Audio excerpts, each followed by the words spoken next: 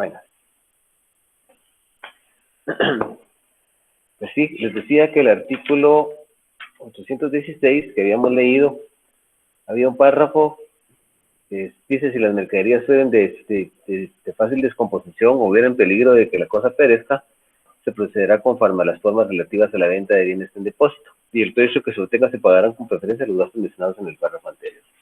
Los gastos de que se refiere el párrafo anterior dice: las diligencias se tramitarán en la vía voluntaria, las diligencias se tramitarán en la vía voluntaria, observándose el procedimiento de consignación, y antes de obtenerse la entrega de la misma, a quien corresponde se deberá cubrir los gastos de transporte, almacenaje, accesorios y el valor de las mercaderías por su orden. Son los gastos que deben cubrirse. Con respecto a eso,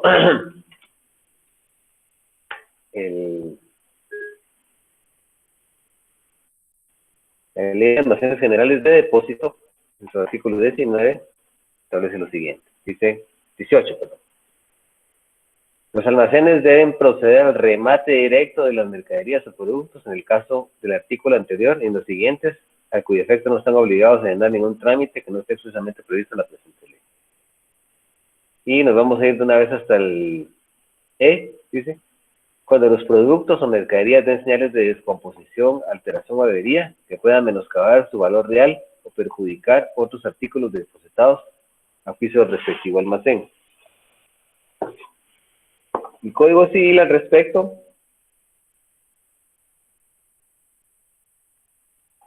establece una cosa totalmente distinta. En el artículo 1983 dice: es de cuenta del depositante el deterioro o pérdida de la cosa sin culpa del depositario. Entonces, vemos que el Código de Comercio se regula de la misma forma que en la Ley de Almacenes Generales de Depósito. Entonces hay que vender las mercaderías para poder pagar si las mercaderías se van a descomponer, entonces se paga, se venden, y lógicamente que se van a cubrir los gastos que establece el segundo párrafo del artículo 816. Vamos a seguir analizando un poquito vamos a apagar la pantalla por el flujo de datos.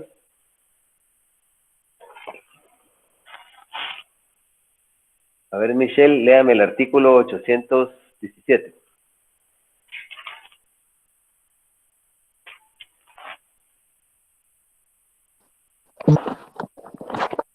Artículo 807. Responsabilidad de la todo lo transportado y No de se le los escucha, disculpen. daños que sufran. No se le escucha. ¿Escucha? No, fíjese, se ve un poco entrecortado. Mejor voy a leer yo. Dice, Ok. muchas gracias. A ver, Kevin López, lea, por favor.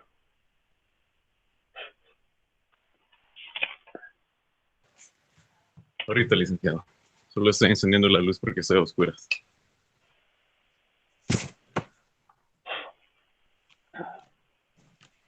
El artículo 807, ¿verdad?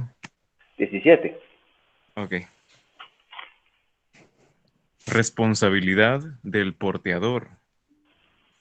El porteador será responsable de la pérdida total o parcial de los efectos transportados y de los daños que sufran por avería o retraso, a menos que pruebe que se debieron a vicio propio de la cosa, a su especial naturaleza, a caso fortuito, fuerza mayor o a hecho o instrucciones del cargador o consignatario. Tales daños se calcularán de acuerdo con el precio que hubieran tenido las cosas en el lugar y tiempo en que debieron ser entregados. Muy bien. Entonces el porteador, recuerden que ustedes que el porteador, fletante o transportista, que es el elemento subjetivo que va a encargarse de transportar las cosas o mercaderías en el contrato de depósito. Él va a ser responsable de la pérdida total o parcial de esos efectos transportados y de los efectos que sufran por avería o retraso. Si hay una avería o un retraso, ¿verdad? Si hay dolo, en ese caso, pero cuando se pruebe que se debieron aviso propio de la cosa, algún vicio oculto, la cosa no estaba para servir, o estaba en estado de putrefacción o descomposición, por su especial naturaleza, a ver si se transporta frutas o verduras o cuestiones así, Dice, o caso fortuito o fuerza mayor. Caso fortuito o fuerza mayor es que se produce un resultado dañoso, circunstancias que lo hacen imprevisible y que es por un mero accidente, ¿verdad? Dice, en caso fortuito o fuerza mayor, o ha hecho instrucciones del cargador. Si se siguen instrucciones del cargador, remitente o consignante, se está exonerado. Tales daños se calcularán de acuerdo al precio que hubiera tenido la cosa en el lugar y tiempo en que debieron ser entregados. Analicemos el artículo 818. Dice tarifa diferida. Dice, los porteadores podrán convencionalmente exonerarse de la responsabilidad por retardo o limitarla tanto para este caso como para el de la pérdida. Solo mediante tarifas que fijen un flete más bajo que las ordinarias y siempre que el cargador esté en las posibilidades de optar entre la aplicación de esta tarifa reducida y la general, conforme a la cual el porteador responderá de los términos de los impuestos. O sea, si hay una tarifa reducida y una general. La general es la que genera todos los efectos del contrato y esta tarifa reducida es que se paga cuando es la tarifa diferida. O sea, la tarifa diferida es cuando el porteador, con acuerdo del cargador, ¿sí?, realizan ellos un acuerdo de voluntades en que se le va a exonerar por una tarifa menor, se le va a exonerar en caso de que él se retarde, o sea, no lleve las mercaderías en el tiempo establecido, por ejemplo, no lo lleva a la hora que es, lo lleva un día después o horas después, 2 o 3 horas después, o limitarla para en el caso como para le pérdida. También en caso de si pasa una tarifa una menor, entonces se libera al porteador en caso de pérdida, ¿verdad?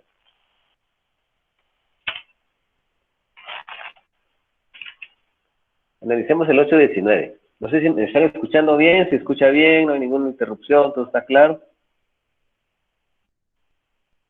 No se oye entrecortado. Todo bien, Vic. Qué bueno. Perfecto. Bueno. Entonces analicemos el artículo 819.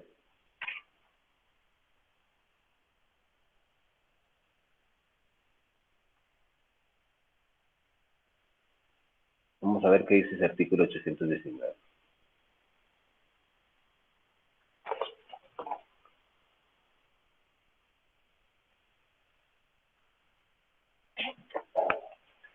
Dice declaración defectuosa. Si el remitente, ¿el remitente quién es? El que entrega las mercaderías al transportista. Se llama remitente o consignante, ¿verdad? Cargador, remitente o consignante. La persona que le interesa transportar una mercadería. El remitente entregará para el transporte efectos que causen un flete superior al que corresponda a la mercadería declarada. El porteador solo responderá del valor y efecto declarados, el que deducirá un 10% si el cargador hubiera obrado de mala fe. O sea, si está reportando una mercadería a un precio que no es, ¿sí?, entonces el porteador va a responder únicamente sobre el valor real, ¿verdad?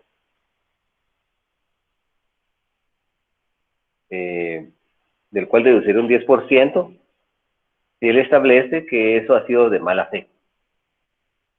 De mala fe sería que yo llegara y reportara una mercadería con un valor superior al que le corresponde, ¿verdad? Metiera un lote por ejemplo, de hortalizas o de verduras, alguna cuestión así que voy a transportar, y le pongo que vale 400 quetzales cuando el valor es de 100, con el objetivo de lograr ventaja, ¿verdad? Dice, en caso de que el remitente hubiere declarado efectos de valor superior al realmente embarcados, el porteador solo responderá del valor de las cosas, con deducción de un 10%, si el cargador hubiera obrado de mala fe. Veamos por favor el 820. Dice falta de responsabilidad. Se presume falta de responsabilidad del porteador. Recuerden ustedes, el porteador es el que traslada las mercaderías, cosas o bienes de un destino hacia otro destino. por cuenta del cargador remitente o consignante para entregárselas al destinatario o consignatario. Es la falta de responsabilidad del porteador, o sea que no tiene ninguna responsabilidad, tipo obligaciones que generan este contrato, en caso de pérdida o avería de los efectos transportados cuando sean debidos a cualquiera de los siguientes causas. Hay una pérdida o avería de los objetos y es respecto a las siguientes causas. Dice que las cosas se transporten con la conformidad del remitente, dada por escrito en vehículos descubiertos, que por la naturaleza de aquellos debieron haberse transportado en vehículos cerrados o cubiertos. Son bienes o cosas que deben ser transportados en carros cubiertos, o en vagones cubiertos, o en vehículos cerrados, y se transportan con el consentimiento del cargador remitente o consignante en vehículos descubiertos o en vagones descubiertos. Entonces, en ese caso, no hay responsabilidad para el transporte, para el porteador, el transportista. Número 2, dice, en caso de transporte de explosivos, sustancias inflamables o corrosivas y otros artículos de naturaleza peligrosa. También está exonerado en ese caso. ¿Exonerado de qué? De la falta de responsabilidad con respecto a hacerse responsable por las cosas que él está transportando. ¿Hacerse responsable de qué? Del deterioro, de pérdida, que sean imputables a él. Porque ya vimos que la responsabilidad en caso fortuito o fuerza mayor también está menguada. Dice, si las cosas se transportan bajo el cuidado de personas puestas por el remitente a tal propósito. Si la persona que va a transportar las cosas pone personas que van a hacerse responsables, entonces ahí si el cargador remitente consignante designa a alguna persona que vaya en el medio de transporte, entonces ahí el transportista se lidera. Vamos a analizar ahora el artículo 821 que habla de carros completos. Cuando el remitente, ¿quién es el remitente? El remitente, el cargador remitente o consignante es el interesado en que se transporte una cosa de un destino hacia otro destino y que sea recibida por el destinatario o consignatario en el destino convenio. Dice carros completos. Cuando el remitente haga la carga en carro o compartimiento completo, tendrá los siguientes derechos. En primer lugar, dice, sellarlos por sí mismo o hacer que se sellen por la empresa. Tenemos que, cuando hablamos de empresa, aquí tendríamos que establecer que es la empresa de transporte, ¿verdad?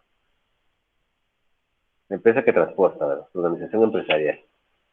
Dice romperlos, porque si no debería sellarlos por sí mismo o hacer que se sellen por el cargador remitente o consignante. Dice aquí la empresa. Tiene que entenderse que es la parte de su organización empresarial. Romper los sellos en presencia de la persona facultada para recibir la carga y de un empleado autorizado por la empresa. Es que está hablando de empresa, pero se está refiriendo a... Pienso que la redacción de este artículo está mal, ahí yo debería referirse, o sea, ya me queda claro que al referirse de empresa se está refiriendo específicamente al destinatario, ¿verdad? Al destinatario o consignatario, ¿verdad? Así creo, se estima, creo que lo interpreto así. Dice romper los sellos en presencia de la persona facultada para recibir la carga y de un empleado autorizado por la empresa. La empresa tendrá derecho a obtener antes de ruptura una constancia escrita del estado de los sellos. Dice, cuando para cumplir disposiciones fiscales o de sanidad se abriere el carro o compartimiento antes de llegar a su destino, el empleado respectivo examinará los sellos antes de que sean rotos y tomará razón de su estado y de su número. A continuación, expedirá un documento en el que hará constar tales derechos y el número de los nuevos sellos. Dice, en los distintos supuestos de este artículo, el porteador solo responderá de la integridad de los carros o compartimientos y de los sellos, a menos que los daños sufridos se deban a caso fortuito o fuerza mayor.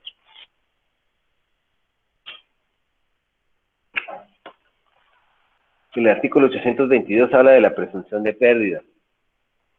Y dice, se presumirá perdida la carga que el transportador no pueda entregar dentro de los 30 días siguientes a la conclusión del plazo en que debió hacerlo. Si alguien tenía que entregar una mercadería, si tenía que entregarla mañana en la mañana, por ejemplo, Y si la mercadería no aparece y si transcurren 30 días, entonces ya se presume pérdida. Mercaderías, bienes o seres que sean objeto de transportación. Si con posterioridad le contara el porteador, dará aviso a quien tenga derecho de recibirla para que en un término de 8 días declare si consiente en que se le entregue sin gastos adicionales en el punto de partida o en el destino. Es cierto. Si se encontrara, ¿verdad? El otro tiene un plazo de 8 días para aceptarla, para tenerla por bien hecha la entrega, sin gastos adicionales. En caso afirmativo, el porteador hubiera cubierto, en caso afirmativo, si el portador hubiera cubierto la indemnización, esta le será devuelta al entregar la cosa.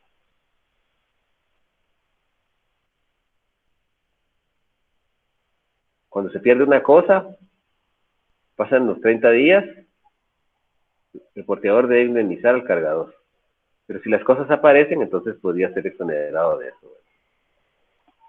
No sé si tiene alguna duda de lo que hemos visto hasta el momento antes de pasar al siguiente contrato.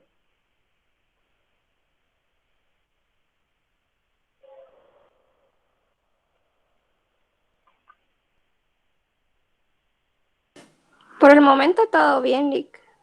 Ah, bueno, perfecto.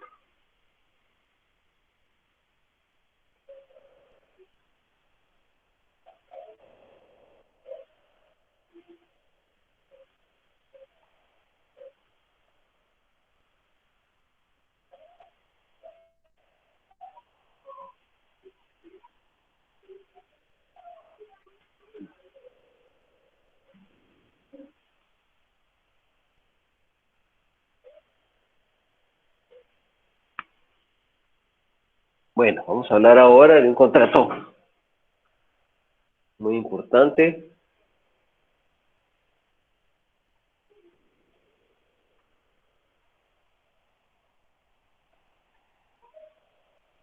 Es el contrato de participación.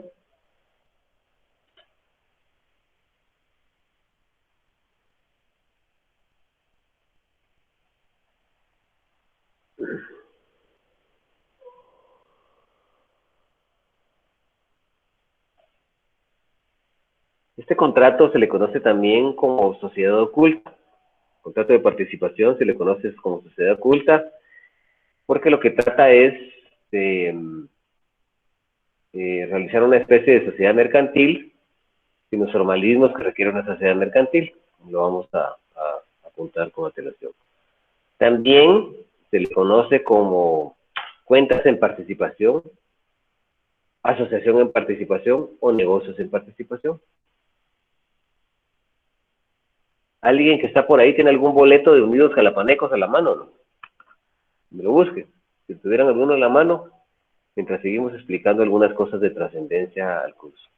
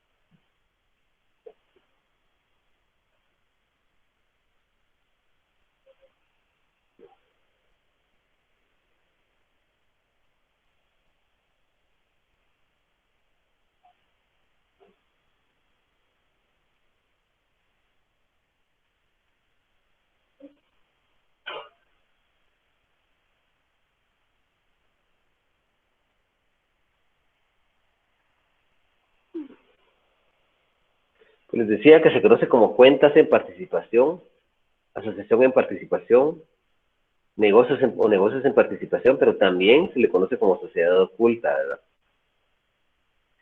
Bueno, o sea, hoy en día tenemos muchas figuras comerciales que permiten una unión de capitales sin que exista una sociedad mercantil en sí, ¿verdad? Más adelante nos vamos a dar cuenta que hay algunos contratos atípicos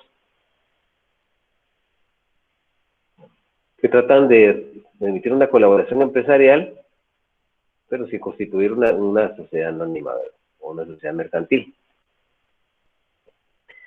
O sea, si dos o más personas desean aglomerarse, aglutinarse a través de un acuerdo de voluntades para realizar explotaciones comerciales, pero no desean formalizar una sociedad. El contrato adecuado es el de participación, bueno, que también se le conoce como sociedad oculta. Sociedad oculta.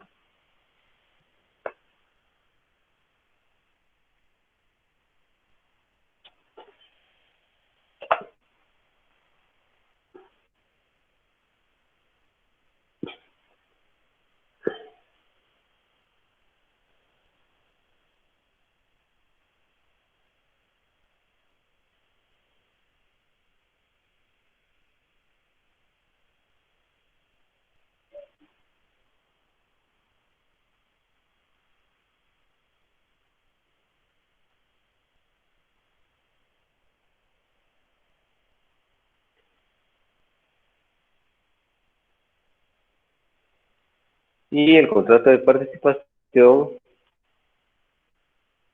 un comerciante que se denomina gestor realiza un acuerdo de voluntades en donde se obliga a compartir con una o varias personas denominadas partícipes que le proporcionan bienes, servicios o derechos de distinta naturaleza, ¿sí? Para compartir con estos las utilidades o las pérdidas que produzca su empresa como consecuencia de este tipo de contrato. O sea, en este contrato va a haber un comerciante, se llama gestor. Este comerciante, lógicamente, que él es un comerciante individual, porque si fuera un comerciante social, pues no saldríamos prácticamente de nada, ¿verdad? Lo que se trata de aquí es de realizar una colaboración empresarial que se asemeje a una sociedad mercantil, pero sin realizar todas las solemnidades de una sociedad mercantil. Casi contratos es eminentemente libre, sencillo y antiformalista, ¿verdad? Entonces, ¿qué es lo que sucede aquí? Ese comerciante, que se llama gestor, que tiene una empresa mercantil. Recuérdense que la empresa mercantil, según lo vimos nosotros en derecho mercantil 1, derecho comercial 1, que la empresa mercantil es el elemento material que utiliza el comerciante para satisfacer las obligaciones de su clientela, ¿verdad? Entonces, el comerciante al cual se le denomina gestor, a través de ese acuerdo de voluntades, permite que los partícipes participen en las utilidades o las pérdidas que produzca esa empresa, que produzca ese establecimiento comercial que le pertenece a él. Pero para eso, los partícipes deben entregarle bienes, derechos o servicios de naturaleza varia al gestor. Eso es lo que hace que él le permita que estas personas participen en las utilidades, ¿sí? O en las pérdidas de una parte de sus negocios o de la totalidad. Entonces él puede decir, bueno, solo vamos a entrar en el ramo de licores, el ramo de tabacos, el ramo de ropa, el ramo de abarrotes, lo vamos a dejar libre, ese no lo vamos a meter, sino que es únicamente solo este. En caso contrario, se podría decir, bueno, entonces vamos a utilizar todo, voy a permitir que participe en todos mis negocios, voy a permitir que participe en mi hotel, voy a permitir que participe en mi farmacia, voy a permitir que participe en mi centro comercial, es decir, en todos los negocios. O puede ser uno específico, ¿verdad? Entonces, él ya me consiguió algún boleto de Unidos Jalapanecos, que lo tenga ahí a la mano, alguien que lo pueda tener ahí en casa, alguno que esté en la billetera o algo que se haya quedado guardado ahí, por favor, alguno.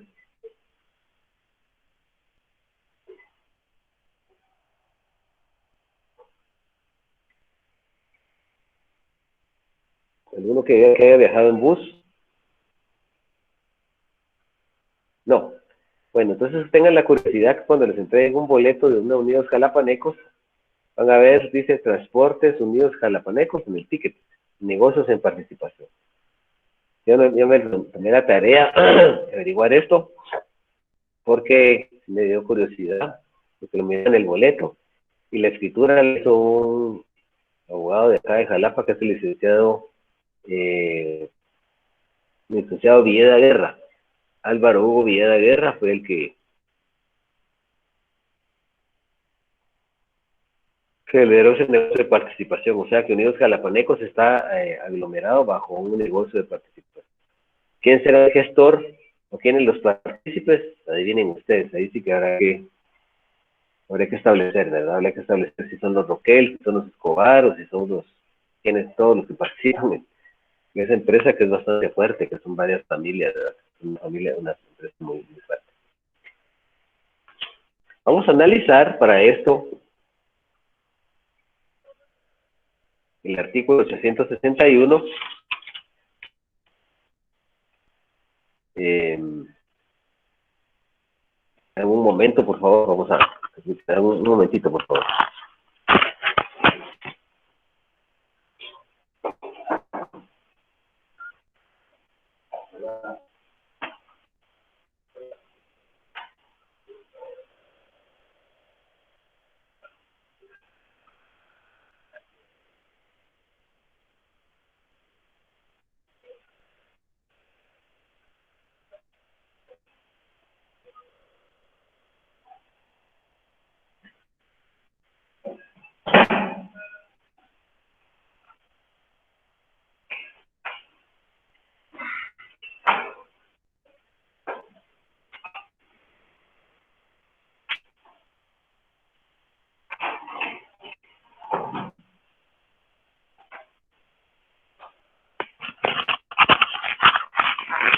Les decía que este contrato básicamente lo que va a hacer es simular una sociedad mercantil. Eso es lo que va a hacer. Eso es lo que va a hacer. Y no reúne muchas formalidades. Si nosotros analizamos el artículo 861,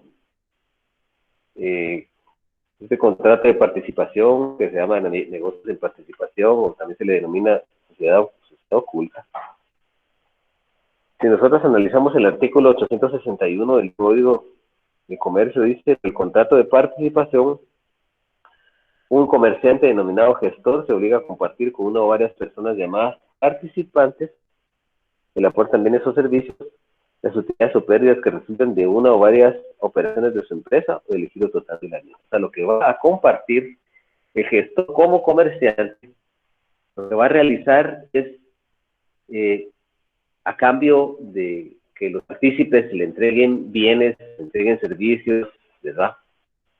Que realice esas prestaciones. Entonces, esta persona los va a permitir que participen en las utilidades o pérdidas ramos de sus negocios o de la totalidad de los ramos de su negocio. Eso ya se tendrá que pactar en el contrato. En el caso de Unidos Jalapanecos, pues únicamente es el negocio de transporte de personas, ¿verdad? Si alguien tuviera por ahí la curiosidad algún día, yo creo que con estos tiempos de pandemia, pues sí ha sido un poco difícil, pues nadie tiene un ticket en su casa, ¿verdad? Pero Unidos Jalapanecos es una sociedad oculta, un negocio en participación.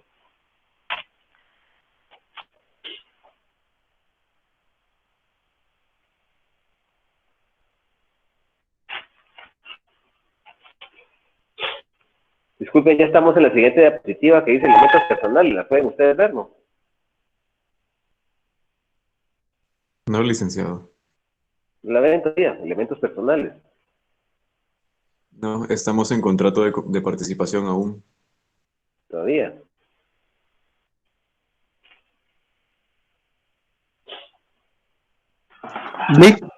Vic, buenas noches. Creo que tengo un boleto por acá. Lo acabo de encontrar.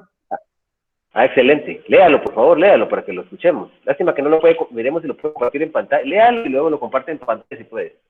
Para que miremos eso, por favor. Dice número 005657, Transportes Unidos Jalapanecos, bus especial, terminal, buses locales 7 y 8, Jalapa, PAL 11 119, NIT 8951 1-2, factura serie MC 29 de enero de 2020, Jalapa, Guatemala, vía Sanarate, Los Cerritos, Sanarate, oficina Guatemala, oficina, y ya no se lee. Es que me lo acaban de pasar, Hijo, pero no, sí, no dice negocios en ajá, participación. Por no, ninguna no parte dice dice negocios no dice factura transportes pedidos número, a la... factura serie MC, dice. No, no dice. Pues sí es un negocio en participación, yo estoy seguro, porque hace años yo tuve la oportunidad, que conozco a varios de ellos, no los conoce, no sé si a Marvin Escobar o a los hermanos Roquel o a todas esas personas, varios, es una familia, son varias familias de Jalapa las que tienen. Entonces, y un día yo les pregunté que por qué no hacían una sociedad anónima, ¿verdad? Yo se les dije, les recomendé. Me dijeron que con base en la confianza que habían tenido sus padres y sus abuelos, que venían trabajando así desde hace años, y que para ellos se trabajaban en base a la confianza al respecto, pero tienen ese negocio en participación. Voy a ver si puedo conseguir algún otro documento, tal vez mañana, y se los voy a mostrar. Pero lástima, pero sí recuerdo que los boletos de ellos así decían, a menos de que ellos sean modificados. Bueno, vamos a seguir. Por favor, bueno,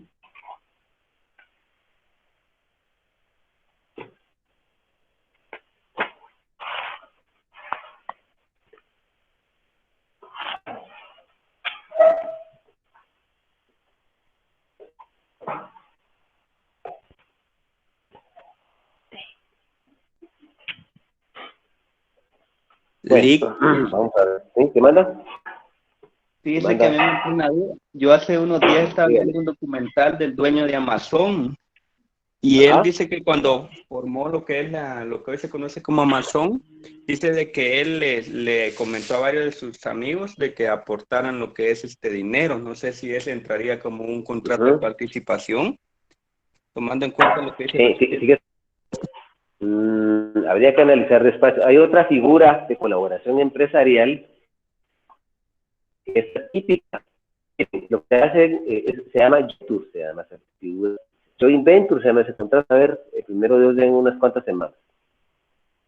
Joint Venture es un contrato también de colaboración por la que dos o más comerciantes, inclusive sociales, inclusive una actividad empresarial, pero sin perder la independencia, la autonomía de su respectiva o sociedad. ¿Sí? Entonces, ese sí podría ser que este sea un joint venture, ¿verdad? El joint venture es muy común en Europa, en Inglaterra, Alemania, se da mucho, se da mucho, pero sí, lo que usted dice es un excelente ejemplo. Debe ser algún tipo, alguna figura de estas que pretende evitar el rigorismo en la constitución de este tipo de comerciantes, ¿verdad? Miren, realmente ustedes se han dado cuenta cuando analizamos, cuando se estudió en el derecho mercantil 1, los requisitos solemnes que nuestra legislación está requiriendo para, por ejemplo, fundar una sociedad anónima, bastante grandes. Hoy en día tenemos otro tipo societario que no he oído yo que cobre mucha fuerza, ¿verdad? Pero que es la sociedad de emprendimiento. Emprendimiento, pues, prácticamente emprendedores son aquellos sujetos que ellos desean, están embarcando en una aventura comercial. Son personas que desean formar una sociedad, y fíjense que en este tipo de sociedades, creo que ustedes lo han de haber estudiado, entonces es una sociedad mercantil nueva, de reciente vigencia, de reciente de vigencia jurídica, el año 2018 creo, si no mal recuerdo, entró en vigencia. Ese tipo de sociedad es una sociedad que los socios van al registro mercantil, llevan más o menos las intenciones, han platicado cómo se van a, cuál va a ser el capital, cómo van a ser medidas las acciones, cuál va a ser la denominación social, etcétera. Y en el registro mercantil pues les imprimen un formulario electrónico que hace las veces de escritura constitutiva, y ya solo lo registran, ¿verdad? Y se acabó. Les dan su patente de comercio, su patente de empresa, su aviso de emisión de acciones, sus comprobantes para la habilitación de libros de contabilidad y los libros de actas de asambleas de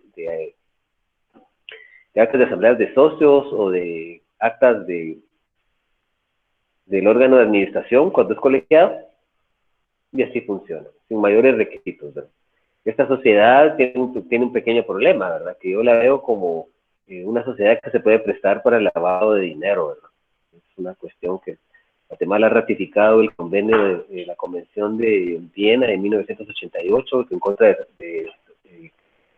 su objetivo es prevenir, erradicar y sancionar el tráfico de drogas, estupefacientes y psicotrópicos. También tenemos la Convención de Palermo de 1900, creo que es 90, sí, algo así. La Convención de Mérida de 2003, que son convenciones cuyo espíritu, aparte de lo que el Palermo era en contra de la delincuencia organizada transnacional, este de Mérida, no recuerdo, creo que también sí tendría que ver con el lavado de dinero, y han legislado muy fuerte lo que es el lavado de dinero. Recordemos que Guatemala es un paraíso fiscal hasta la entrada de vigencia de la ley de lavado de dinero de otros activos. Entonces, esta sociedad tiene un pequeño vicio, que es que permite la existencia de esta sociedad solo con socios. O sea, ¿cómo es posible eso? Es una violación contra el artículo 34 de la Constitución Política de la República, derecho de asociación. Realmente es una violación clara que se permita que ese tipo de sociedad funja y opere en nuestro país. ¿Y por qué? Porque realmente el procedimiento para la constitución de una sociedad mercantil, sobre todo de una sociedad anónima, pues es bastante burocrático, ¿verdad? ¿Sabes? Que hay varios requisitos solemnes. Creo que eso debería flexibilizarse un poco. Por ahí es que existen estas figuras de contrato de participación o como joint venture, que son figuras que permiten simplificar un tanto ese tipo de ese trámite tan formalista, ¿no? Pero esperamos que una futura revisión pues haga que miren, de hecho, si ustedes analizan y ven Centroamérica, miren cuánta inversión extranjera hay en El Salvador, miren ustedes cuánta inversión extranjera hay en Costa Rica, y aquí en Guatemala no hay esa inversión extranjera. ¿Por qué? Porque, o sea, tenemos muchas barreras arancelarias, muchos requisitos burocráticos en las aduanas, en los registros para constituir las sociedades extranjeras, se requieren muchos requisitos para que los comerciantes extranjeros, ya sea sociedades mercantiles o comerciantes individuales, operen en el país y vengan a hacer inversiones extranjeras. Requieren muchas solemnidades. Y hay una cuestión que también está en la Convención de Palermo, que es el combate a la corrupción. Eso es realmente, ese es un mal que nos tiene de rodillas en Guatemala, la corrupción. Y sobre todo que la corrupción, nosotros hablamos de México, ¿verdad? Vemos que también los índices de corrupción pues son bastante grandes, ¿verdad? No podemos nosotros decir que somos unos ángeles en la corrupción, ¿verdad? Pero ese es uno de los aspectos que realmente nos castigan, ¿verdad? La corrupción realmente es grande. Y entonces, en Costa Rica, la gente es más educada, han tenido acceso a... Es un país bastante letrado, donde no hay, el analfabetismo es casi nulo. Es un país con muchos aspectos importantes socioculturales. O sea, la población es realmente educada, el ingreso per cápita pues es mayor, ¿verdad? Tienen acceso a un montón de situaciones que nosotros no tenemos. Tienen un sistema de salud, pero mejor de los mejores de América, ¿verdad? La seguridad también es impresionante, ni siquiera hay ejército. Entonces, El Salvador también ha progresado en muchas situaciones en cuanto a barreras arancelarias y permite mucho la inversión extranjera. Entonces, creo que aquí se debería trabajar fuerte en aspectos de corrupción y flexibilizar un poco esos procedimientos para que tengamos inversión extranjera, porque la inversión extranjera en Guatemala lo que provoca, lo que genera, es que la gente, que haya fuentes de trabajo, ¿verdad? Y lógicamente, pues, esperemos que eso mejore en el futuro, ¿verdad? Pero regresando a esta figura que nosotros analizamos ahora, voy a volver a compartir pantalla para poder, gracias a Wilter, desafortunadamente no pudimos leer vamos a que dijera ahí negocios en participación, pero sí lo es, ¿verdad? O al menos eso es lo que yo creo todavía, ¿verdad? Vamos a seguir Lick, si quieres, compartiendo. comparto la imagen del ticket para que vean. Pongámoslo ahí, pues. Ah, Vamos a está bien. ponerlo ahí. Mm.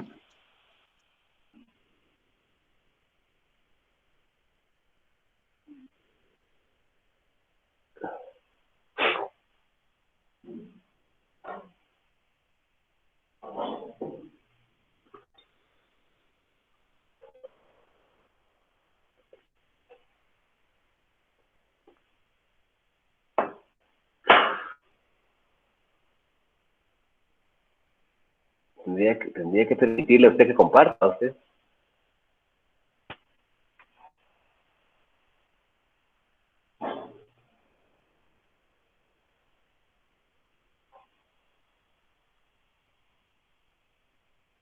Él lo está compartiendo, ¿no? Ahorita, Lick. Ok. Presentar pantalla, creo que es, ¿verdad?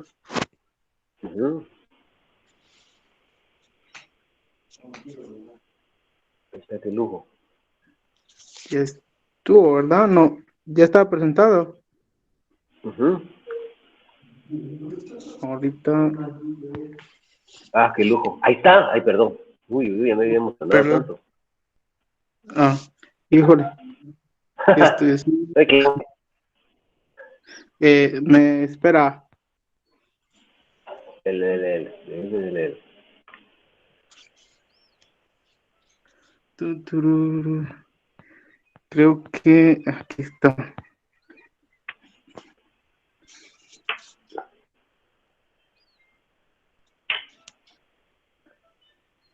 Tururú.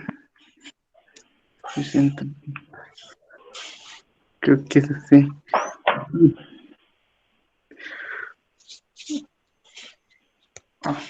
Así es. Quiero ver aquí, permítame, tranquilo, no lo voy a copiar. Dice transportes, sonidos, servicios locales, factura, el agua, piscina, tal y tal. Ay, Dios santo, no lo dice. Y atrás no dice algo, ¿no? No, no dice nada. Atrás no dice nada. Bueno. Pues agradezco, muy amable, Dios lo guarde. Bueno, vamos a seguir, sigamos. Bueno, sigamos.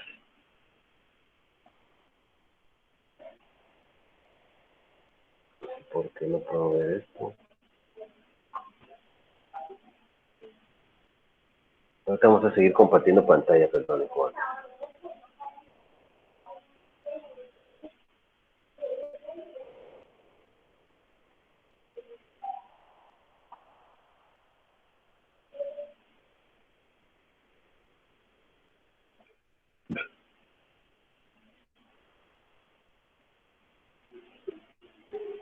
Un poquito tarde, ¿verdad? Pero bueno, todavía se vale. No se vale, no hay que llegar primero sin saber llegar, dicen por ahí los muchachos. Pero bueno, está bien. Bueno, regresemos por aquí donde estamos.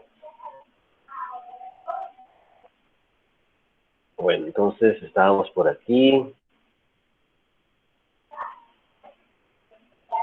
Digamos, analizamos los elementos personales.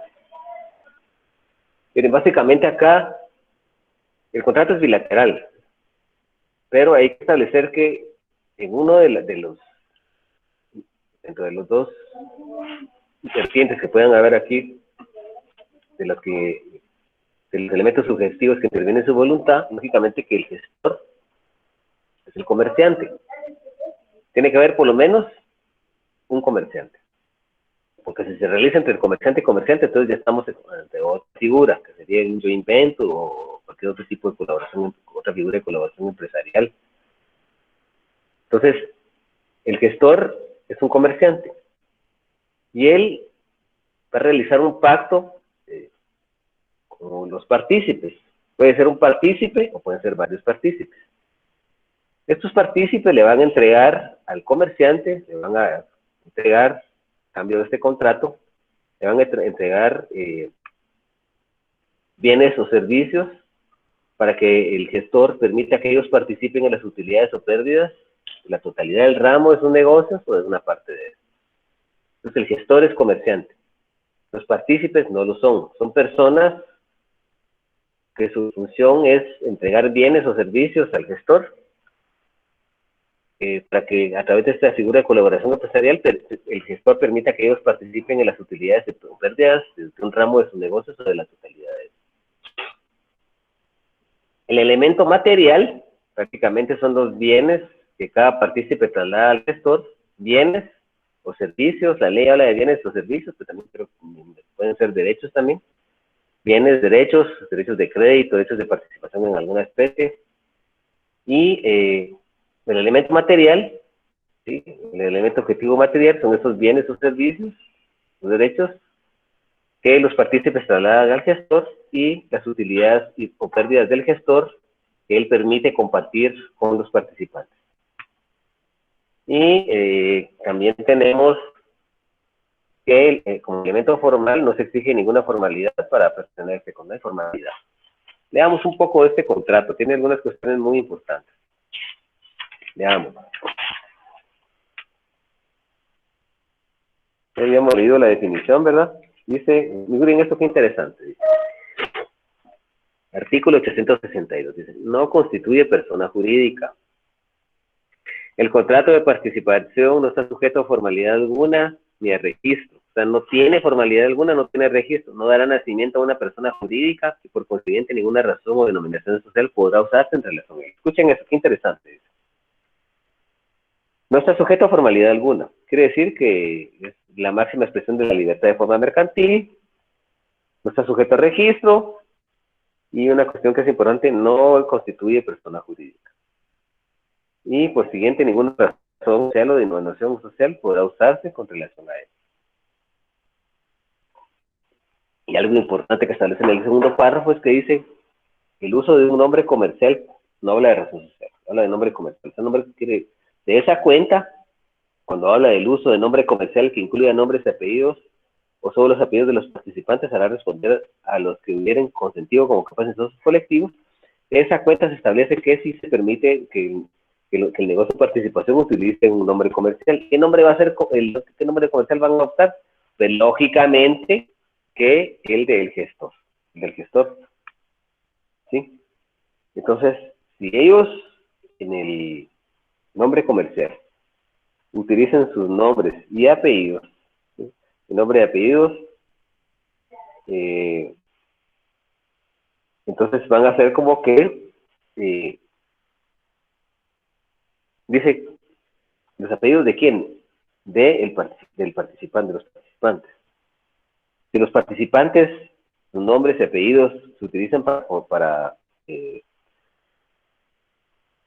un nombre comercial, para utilizar un nombre comercial, para solicitar el registro de un nombre comercial, entonces ahí van a responder de las obligaciones sociales de forma como que si fueran socios colectivos.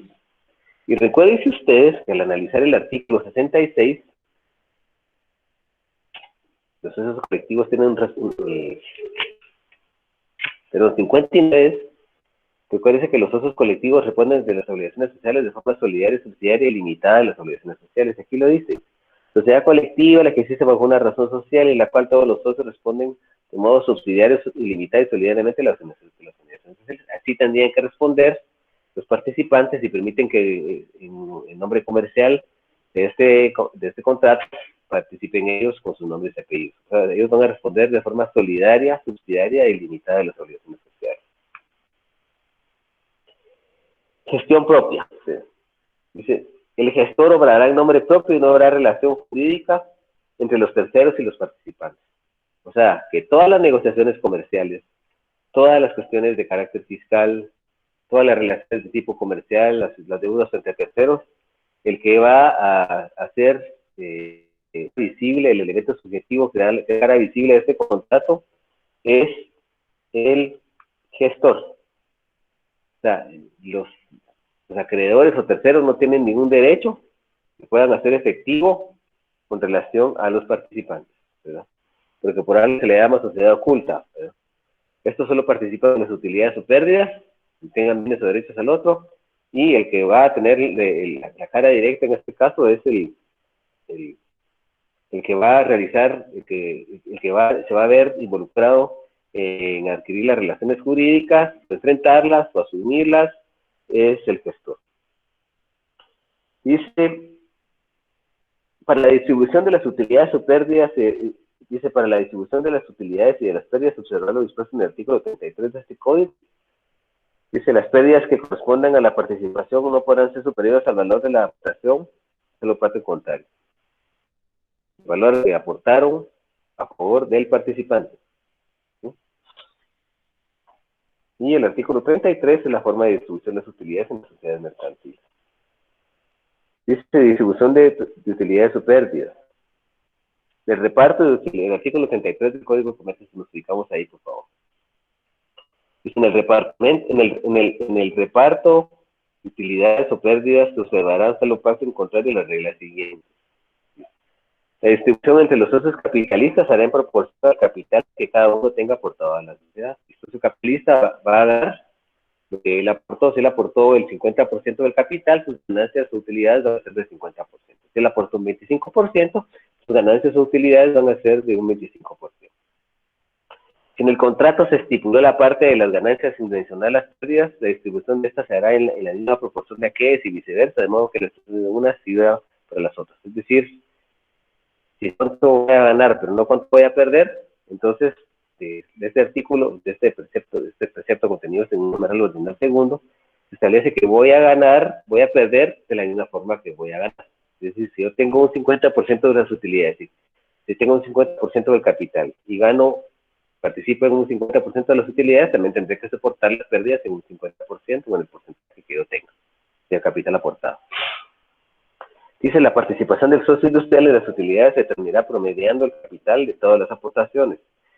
Si es uno solo el socio capitalista, la parte del socio industrial se iguala a la del otro socio. El socio industrial, recordemos que es aquel sujeto, aquel socio que va a aportar su trabajo a la sociedad. Él no aporta capital, aporta trabajo a la sociedad. Aporta trabajo, es decir, la labor que él desempeña en una profesión, ya sea que su trabajo sea en una profesión liberal, en una universidad, o sea, un trabajo remunerado que le permita generar ciertas ganancias y que lo pueda aprovechar la sociedad. Si se separan varios de los socios industriales, se aplicará la regla anterior, los resultados se dividirán en partes iguales entre ellos. Dice, el socio o socios industriales no soportarán las pérdidas sino en la parte que exceda del capital. O sea, está el capital y ellos tienen que tener utilidades que sean superiores al capital para soportar las pérdidas. Porque si no, soportan el trabajo. Entonces, esa cuenta es así.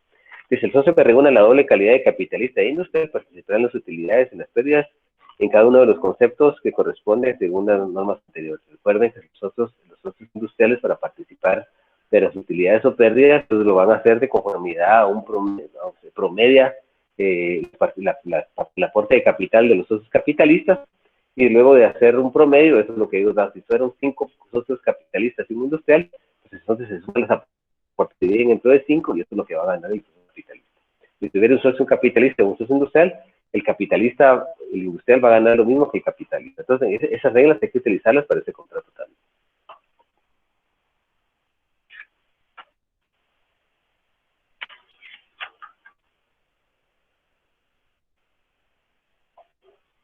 Dice, disposiciones supletorias. Dice, en lo no previsto en el contrato se aplicarán las reglas sobre información, derecho de intervención de los socios, si no son administradores, rendición de cuentas y distribución, que son aplicables a la sociedad colectiva. Entonces, se aplica supletoriamente a la sociedad colectiva las reglas que tienen los socios a informarse sobre las operaciones sociales y el patrimonio contable de la sociedad, el derecho que tienen los socios que no sean administradores en requerir fiscalización de estos para que les sean rendidas cuentas y para que puedan enterarse de la política económica y financiera de la situación contractual de este contrato. ¿Sí? También poder establecer si ese contrato es rentable o no. No sé si tienen alguna duda con respecto a esta figura contractual o entramos ya al contrato de hospedaje.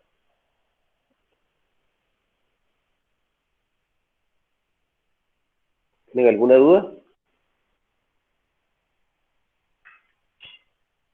¿No? Bueno. No, Lick, ¿todo bien? Kevin, vamos entonces hablemos ahora entonces un poquito acerca del contrato de hospedaje. Les voy a pedir, por favor, si fueran tan amables, no sé si ya chequearon, yo creo que ya les envié las diapositivas, ¿verdad? No se las he enviado todavía. Se las voy a enviar después de clase. Yo creo que no las he enviado todavía. Tengo unas diapositivas. Me gustaría que ustedes consiguieran la ley de derechos de autor y derechos conexos, porque vamos a comenzar a hablar de esa ley la próxima clase. Entonces sería importante que la tuvieran ya en mano. Bueno, no creo que sea la próxima clase, pero sí tenerla en...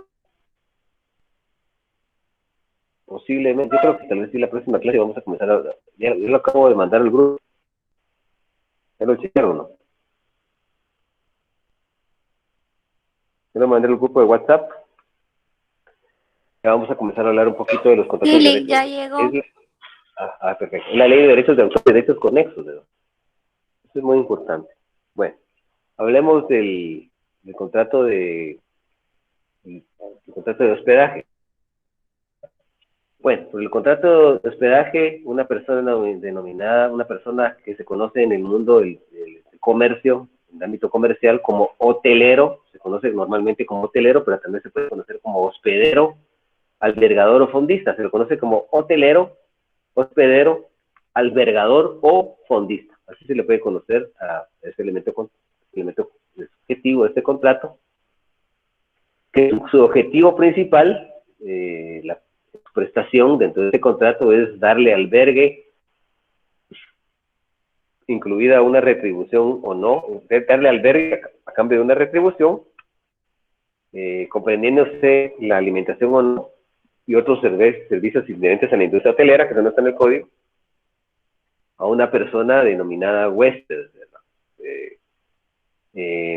denominada huésped. Si nosotros analizamos el artículo 866, por favor, dice, a ver, Stephanie, leámoslo. De acuerdo, Lick. Artículo 866. Contrato de hospedaje. Por el contrato de hospedaje, una persona se obliga a dar albergue a otra mediante la retribución convenida, comprendiéndose o no la alimentación. El contrato de hospedaje se regirá en defecto de disposiciones legales o pactos por los preceptos que hubiere aprobado la autoridad competente y por los del reglamento interior del establecimiento. Para que los reglamentos se consideren aplicables, el hotelero deberá mantenerlos colocados en un lugar visible del establecimiento, además de colocar en cada habitación un extracto de lo que sea pertinente. Muchas gracias.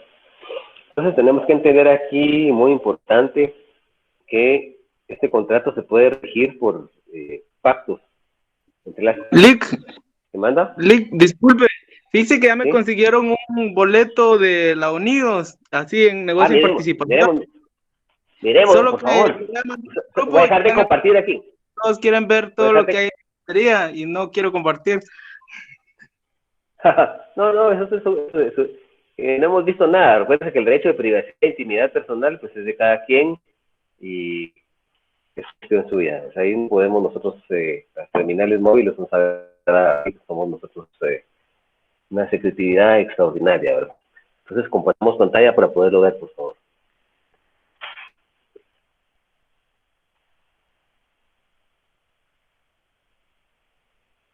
Ya lo pasó el grupo. Excelente. ¿Ya vieron lo que dice ahí, muchachos? Ya lo va a compartir en pantalla. Wilder.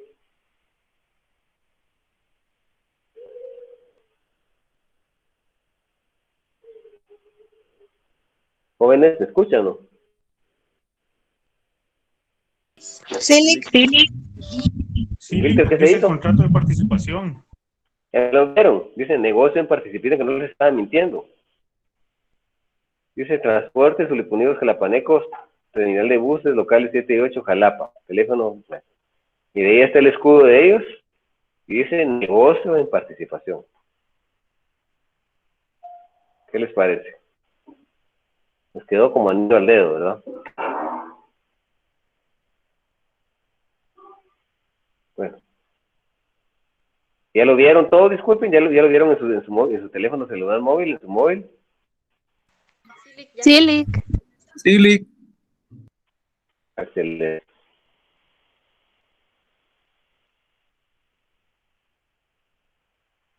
Excelente. Bueno, entonces vamos a seguir compartiendo pantalla. Bueno, estábamos leyendo el código, ¿verdad? Bueno, bueno, les voy a explicar. Vamos a seguir explicando este artículo que es muy interesante. Y, bueno, si no se rige por los pactos entre las partes, va a ser muy difícil que se rija por pactos entre las partes.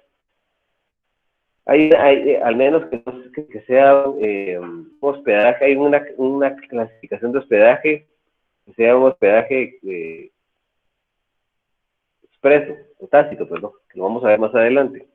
Pero en este caso, también se va a regir por los preceptos que hubiera aprobado la autoridad competente. La República de Guatemala, la autoridad competente, es el Instituto Guatemalteco de Turismo INGUAT. Y aparte de eso, o sea, el Instituto Guatemalteco de Turismo es el que va a aprobar los reglamentos interiores de los hoteles. O sea, para que esos reglamentos, como le establece el último párrafo, se consideren que son aplicables, tiene que haber un extracto de ese reglamento en cada lugar. Entonces, en la habitación va a haber un extracto de ese reglamento que nos va a indicar ciertas regulaciones que nosotros debemos, ciertas disposiciones que debemos respetar dentro de la habitación. En el lobby hay otro extracto, en la piscina habrá otro extracto, en la discoteca habrá otro extracto, en el centro de convenciones habrá otro extracto, ¿verdad? Entonces, hay un extracto, y para que esos reglamentos se consideren aplicables, para que tengan plena validez, ¿sí?, deberá, el hotelero debe mantenerlos en lugar visible del establecimiento. Lo que hacen es que en la piscina tienen un extracto del reglamento visible para que uno lo pueda leer, para que esté aplicado. En la habitación hay otro, en el lobby hay otro, en la discoteca hay otro, en el restaurante hay otro, en el bar hay otro, etcétera, en todos los lugares, ¿verdad? Ya se imaginan ustedes el de Cameron, ya se pueden comenzar a imaginarse el de Cameron ahorita. O el Casa Santo Domingo, ¿verdad? O no sé, o el Hotel Puente Viejo, por ahí, que ustedes quieran. Bueno, vamos a analizamos un poquito los elementos subjetivos de este contrato. No sé por qué se me pierde esto aquí, ustedes, permítanme.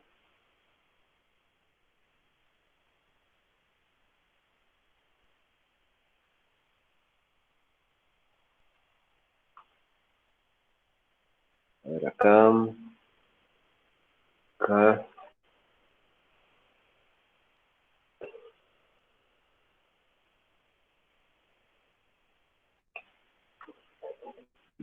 Qué raro esto que no puedo compartir pantalla con ustedes. No sé qué toqué aquí.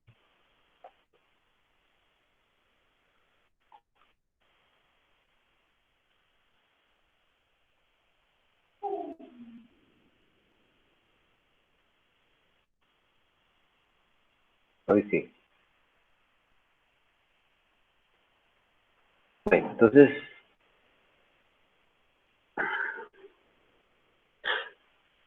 revisemos un poquito. Ahí les había explicado el Instituto Guatemalteco de Turismo. ¿Verdad? Que es el que se encarga, es la autoridad encargada de fomentar el turismo en Guatemala, y es el que autoriza este tipo de los reglamentos que se colocan en los hoteles, ¿verdad? Y que realmente también, o sea, para poder también autorizan el funcionamiento de los hoteles, ¿verdad? Y he visto que los requisitos no son muy no reúnen muchos requisitos, ¿verdad? No es mayor problema eso. Vamos a analizar las modalidades de este tipo de contrato.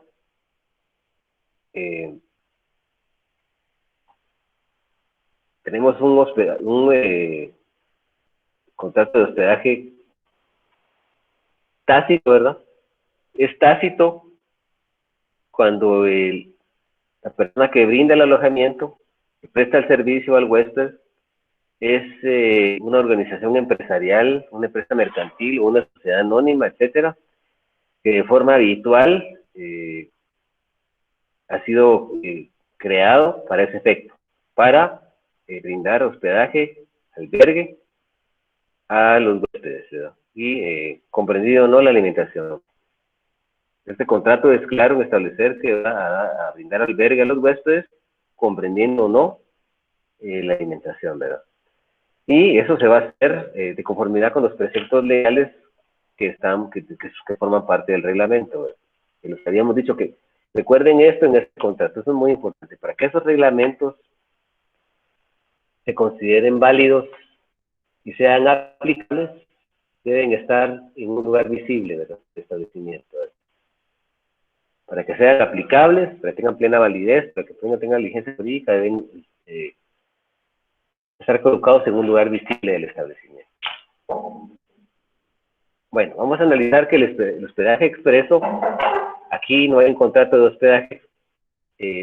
Lo que sucede es que la persona que presta el albergue, ¿sí?, que brinda el hospedaje, el albergue, ¿sí?, esta persona no tiene una empresa y un establecimiento comercial que se dedique, no tiene una organización empresarial, ya sea una sociedad anónima o una empresa mercantil. No es una persona que como comerciante individual o como comerciante social se dedique de forma habitual al ramo del hospedaje. No lo hace. Simple y sencillamente existe ahí una persona quiere darle a otra hospedaje y se ponen de acuerdo, ¿verdad? Realizan un acuerdo de voluntades, fijan sus derechos y obligaciones y comienzan a ejecutar el contrato, que puede ser de forma verbal, y se comienza a funcionar. ¿Cómo se da esto? Puedo poner un ejemplo. Antes, cuando venía la vuelta ciclística aquí a Jalapa, y eso me lo contaron a mí, no vivía aquí todavía, pero he estudiado un poco de la historia de nuestro querido Jalapa, la famosa climatológica de Oriente. Claro que antes, cuando venía la vuelta ciclística, aquí no había suficientes hoteles en Jalapa. Entonces, lo que hacía la Federación de Ciclismo con la Asociación de Ciclistas de aquí de Jalapa, se ponían de acuerdo con ellos y los ciclistas venían a quedar en algunos hoteles, se quedaban unos, pero los que ya no alcanzaban hotel, que era la mayoría, se quedaban en las casas de algunas familias. Aquí se quedaban en las casas de algunas familias jalapanecas, y entonces ahí podíamos entrar a establecer ese hospedaje de carácter expreso, ¿verdad? Así funcionaba en esa época, ¿verdad? Así funcionaba en esa época. Dentro de los elementos personales de este contrato, tenemos al hotelero, hospedero, albergador o fondista, que es el comerciante que a través de su organización empresarial presta el servicio de alojamiento. Y el otro elemento subjetivo es el viajero huésped, es el elemento subjetivo que va a pagar la tarifa, ¿verdad?, que es la retribución o precio de este contrato, para que se le preste el servicio de alojamiento, incluyendo la alimentación o no. Hoy los hoteles, aparte de dar alojamiento, dan otros servicios, ¿verdad? Tienen centro de convenciones para poder asistir a eventos, a conferencias, a fiestas. También tienen bar, restaurante, café-bar, etcétera. Tienen un montón de servicios muy importantes. Piscina, etcétera, baño sauna, y una serie de aspectos recreacionales importantes.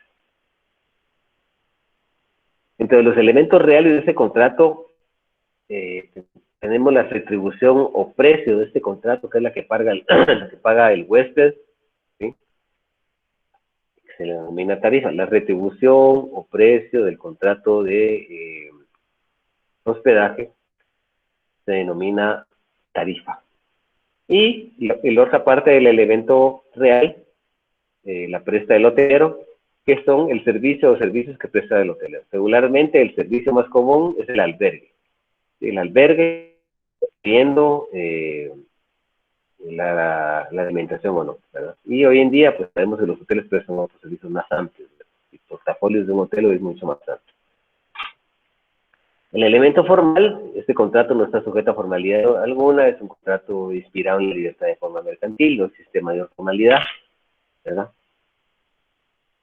Y dentro de las características de este contrato, es un contrato eminentemente bilateral, porque intervienen los elementos subjetivos, como son el hotelero y el huésped, que realizan un acuerdo de voluntades para que este contrato nazca la vida jurídica, y es un contrato eminentemente consensual. Desde que el huésped y el hotelero se ponen de acuerdo en que el huésped va a hacer uso de las instalaciones, entonces el contrato ya queda perfecto, ¿sí? No se necesita que se pague la renta por anticipado de ninguna manera, sino que se pague el día de la salida, ¿verdad? Regularmente es a las 3:30 de lo que le dicen el famoso checkout, ¿verdad? Es un contrato oneroso porque genera beneficios, utilidades o pérdidas o gravames recíprocos, es de trato sucesivo porque es un contrato que se ejecuta a través de prestaciones periódicas que se van materializando en el tiempo, sobre todo cuando el huésped se queda unos 7 o 8 días en el hotel, ¿verdad? Que está utilizando el servicio periódicamente y lógicamente que va a tener que pagar una tarifa que corresponda al tiempo que lo está en el hotel. Es un contrato por adhesión, es un contrato tipo, ¿verdad? Que están estandarizados en formularios en donde el huésped lo único que tiene que hacer es adherirse a él. Bueno, vamos a dejar para la próxima clase el análisis de la normativa del hospedaje, porque realmente son varios artículos y son las 9 de la noche. Entonces nos vamos a quedar por aquí.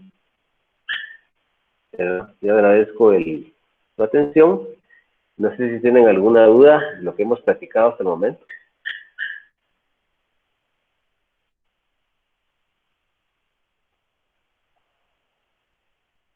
¿Tienen alguna duda, mis amigos?